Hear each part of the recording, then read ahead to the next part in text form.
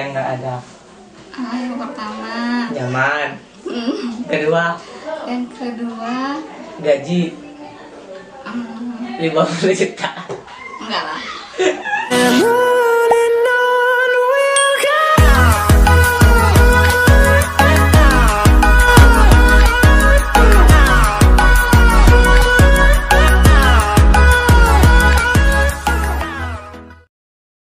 Assalamualaikum warahmatullahi wabarakatuh, pemirsa Ais TV yang saya cintai dimanapun berada. Kali ini jumpa lagi saya Amka Al Islami, tentunya di program Toko Inspiratif. Kali ini kita akan ngobrol-ngobrol inspiratif, mengulik dan mengupas perjalanan hidup dari seorang bu dokter yang muda plus cantik plus luar biasa. Nah, kita akan bertanya gimana beliau menjalani seorang profesi menjadi seorang dokter, apa saja pengalaman beliau. Sebelum itu kita sapa dulu Bu Dokter kita. Di sebelah saya sudah ada Ibu Dokter Dwi Andika ya. Gimana Kak? Dwi Andika Rati ya. Saya nyebutnya agak-agak terbata-bata guys. Panjang ya. Ini gimana kabarnya Bu Dokter? Alhamdulillah baik, sehat. Sehat, menjalankan aktivitas di masa pandemi ini gimana? Lumayan berbeda sih dari sebelumnya, cuman karena pandeminya juga udah berapa tahun kan, jadi udah terbiasa lah. Udah biasa. Sebelum kita mau mengupas terlebih dalam perjalanan karir Bu Dokter, boleh Bu Dokter memperkenalkan diri, profil singkat siapa sih sosok dokter muda plus menjadi kepala puskesmas di salah satu Kabupaten Merangin ini. Silakan Bu Dokter. Saya Dwi Andika Rati Maulantika, sana nama lengkapnya Dwi Andika Rati Maulantika. Dokter di Puskesmas Muara Madras. Awalnya masuk puskesmas itu tahun 2018. Ya. Alhamdulillah akhirnya 2018 lulus PNS, 2020 jadi kapus di sini. Jadi kapus ya. Latar belakang saya sih sebenarnya asli orang Madras. Ya. Ya karena orang tua saya lahir di Madras, cuman pas SMP SMA mulai merantau sampailah kuliah Di Bangko. di Padang. Oh, Padang. SMP SMA di Padang, kuliah di Jambi kedokteran. Setelah itu balik lagi ke Madras. Balik ke kampung. Iya. Orang tua saya asli di sini. Di sini. Jadi kalau boleh kita ketahui kan Bu Dokter sudah jadi PNS, sudah menjadi kepala puskesmas dah di usia yang muda. Kalau boleh kita mengetahui cita-cita Bu Dokter itu pengen jadi dokter atau gimana sih? Sebenarnya sih dulu bukan pengen jadi dokter, Ya. pengennya dulu jadi guru. Oh, jadi guru. Jadi guru. Iya. Nggak tahu seiring waktu gitu kan. Ya.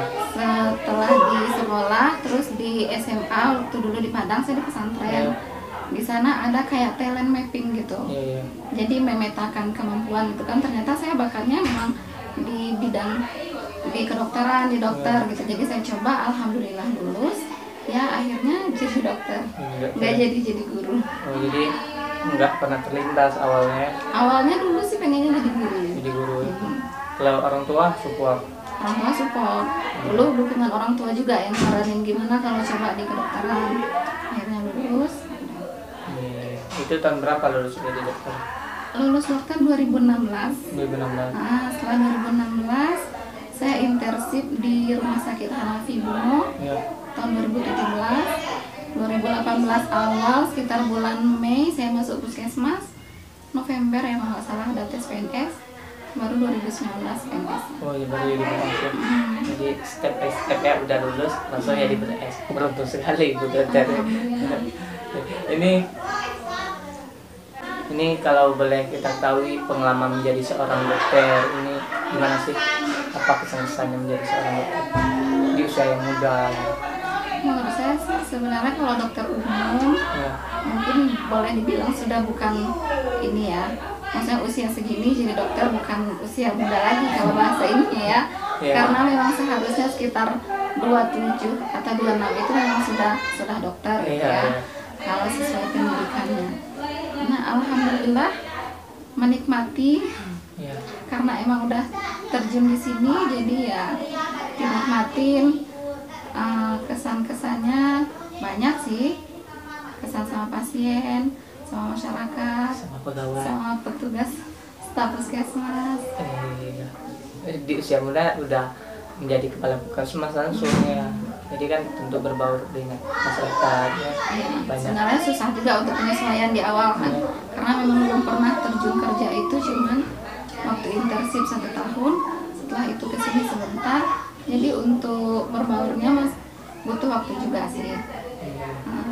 Apa yang dirasakan Bu Dokter bertugas istilahnya kan ini agak jauh dari pusat kota, ini kan di desa. Sangat terpencil. Nah, bukan terpencil, saya nggak ngomong terpencil, agak lumayan jauh dari pusat. Ini gimana sih? Apakah ada kendala atau dari segi peralatan yang ada di puskesmas yang di bawah pimpinan Bu Dokter ini kurang atau seperti apa? Kendalanya pasti yang pertama jarak. Jarak tempuh gitu.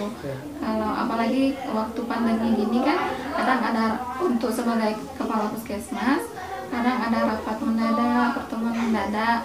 Jadi saya harus nyetir sendiri ke Bangkok. Iya, berangkat jam 5 subuh, ngejar acara kan di Bangkok jam 8 atau jam 9. Itu kendalanya. Cuman kalau untuk pasien sih sebenarnya itu juga kendalanya.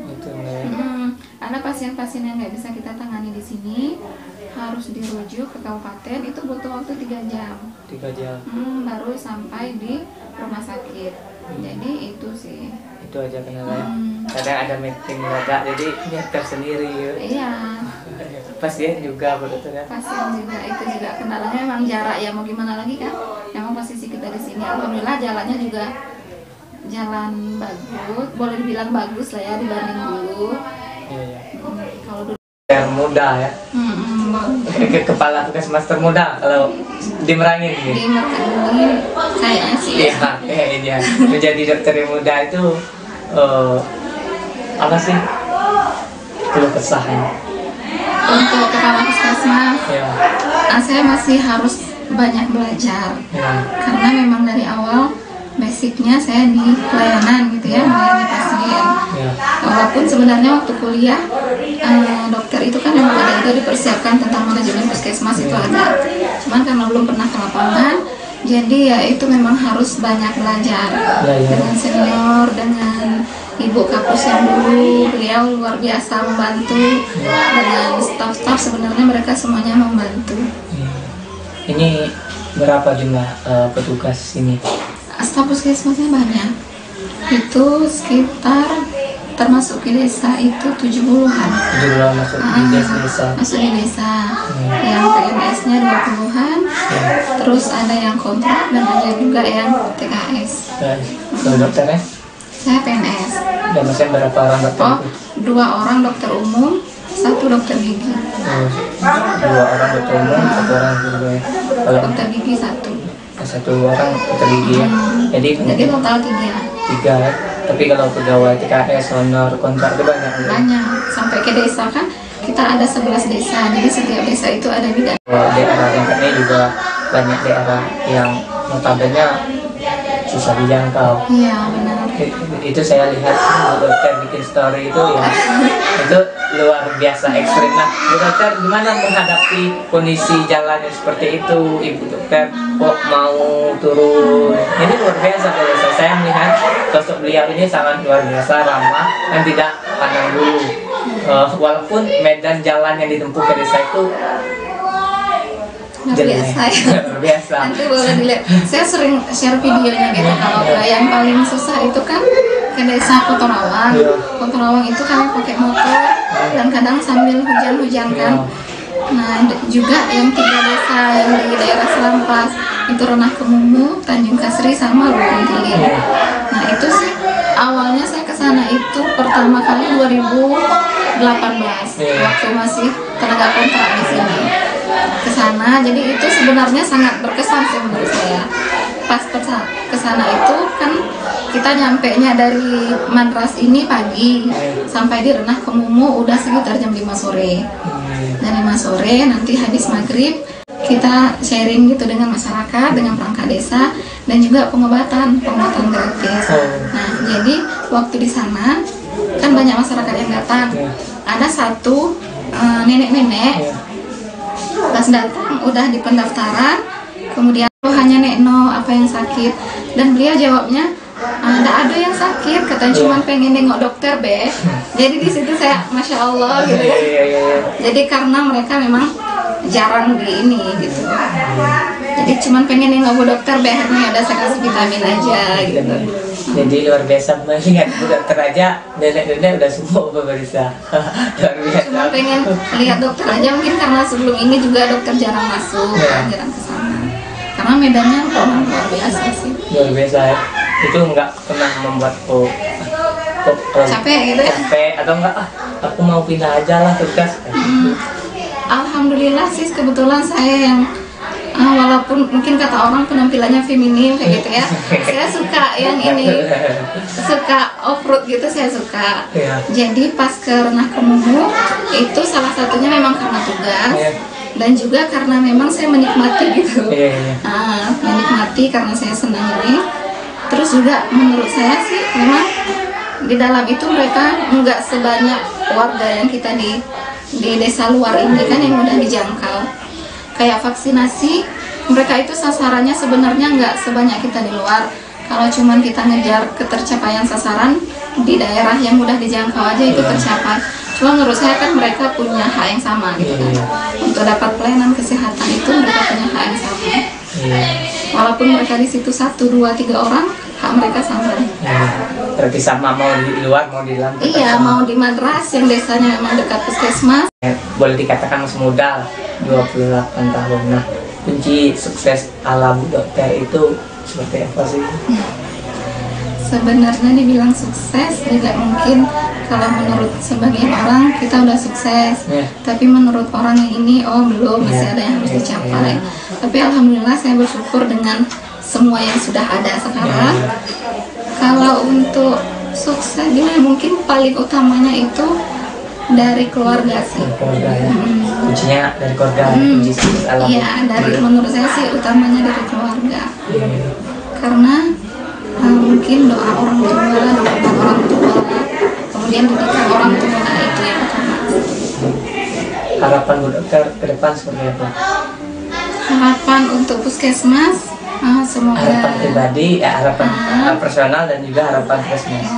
Harapan puskesmas semoga selalu bisa meningkatkan pelayanan, karena kita melayani masyarakat. Semoga kita bisa selalu memberikan yang terbaik. Mungkin nggak terbaik gitu, cuma selalu bisa lebih baik ya. Kalau untuk pribadi, ya semoga semuanya Allah lancarkan. Kemudian niat untuk sekolah lagi semoga tercapai. Kemudian semoga segera bertemu jodoh. Amin. Dan juga saya kan ada beberapa bisnis itu, semoga Allah selalu kasih rezeki. Ini Bu Dokter ternyata selain dari menjadi seorang dokter juga seorang pengusaha. Dia megang Pertasop 3. Itu boleh diceritakan singkat cerita gimana Bu Dokter? Sebenarnya itu bukan punya saya sih. Cuma mengelola. Itu punya keluarga. Basicnya di bisnis. Kalau dengar cerita orang sih, ayah saya dulu dari sekolah sudah bisnis gitu. Pas kuliah jadi supir angkot di Jambi. Itu juga ya seseorang tuanya. Iya, jadi itu memang sudah diajarkan dari kecil. Saya waktu SD kebetulan kami punya kebun jeruk.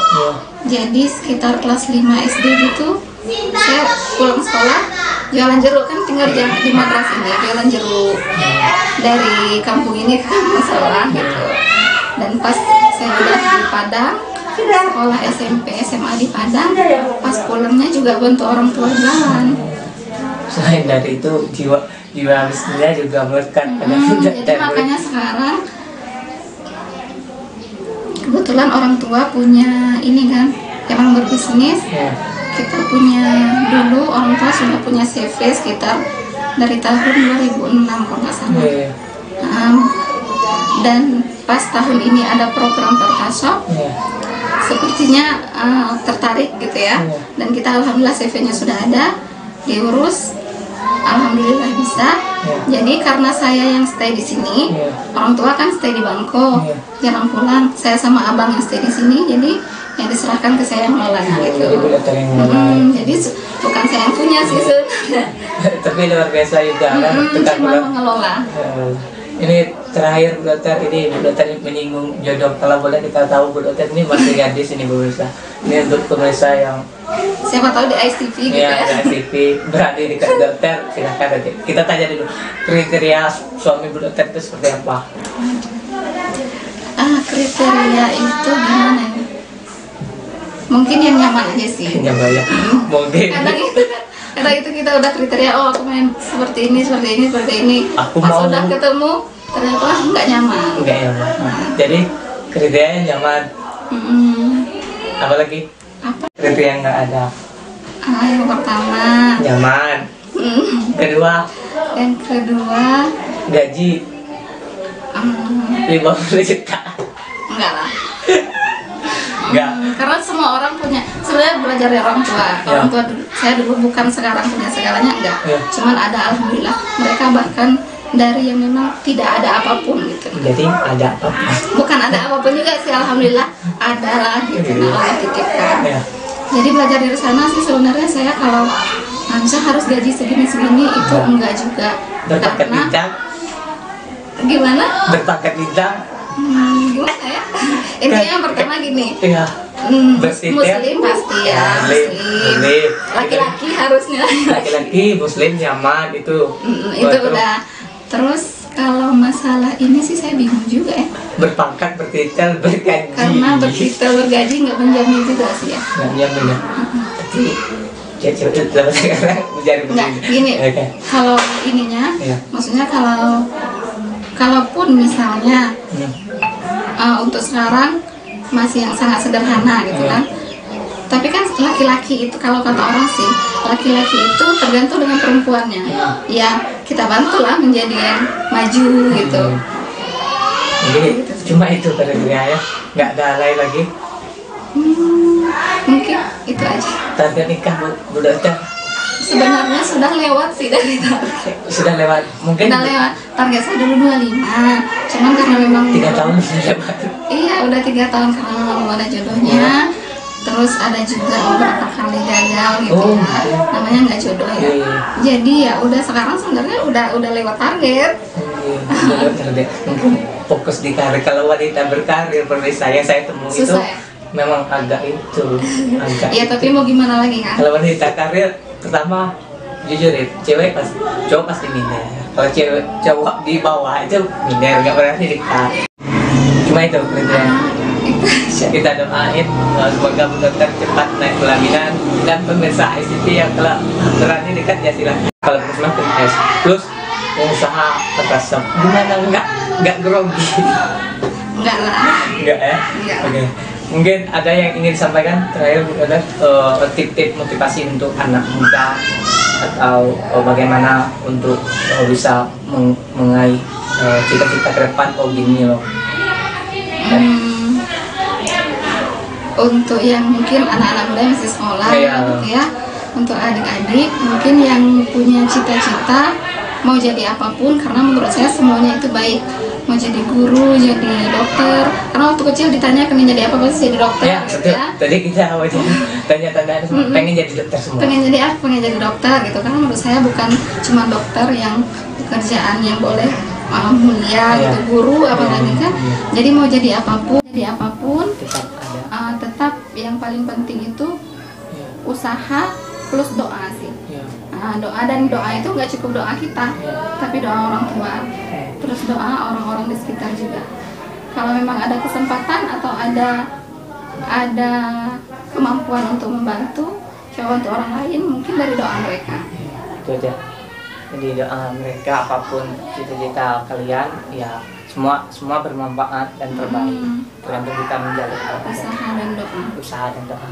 Cukup Dokter? Cukup. Ada lagi? Oh ya, terima kasih kunjungannya ke Muara Manras, ke Puskesmas Muara Manras. Mohon maaf karena memang kami ya seperti ini, sederhana, inilah adanya gitu. Mohon maaf kalau sambutannya ada yang kurang berkenan, dan terima kasih udah berkunjung ke Manras jauh-jauh dari Kota Bangko. Iya, walaupun jauh dikit ya, tapi nggak apa-apa. Oke, mungkin hanya itu obrolan kita di episode kali ini dengan Bu Dokter termuda se-Kabupaten Merangin plus PNS plus Kepala Puskesmas plus masih gadis. Semoga bisa bermanfaat sajian tayang ini. Sebelum mengakhiri tayang ini, kalian jangan lupa untuk menekan tombol subscribe, like, komen, dan share supaya channel YouTube ICTV berkembang. Dan saya akhiri dengan wassalamualaikum warahmatullahi wabarakatuh.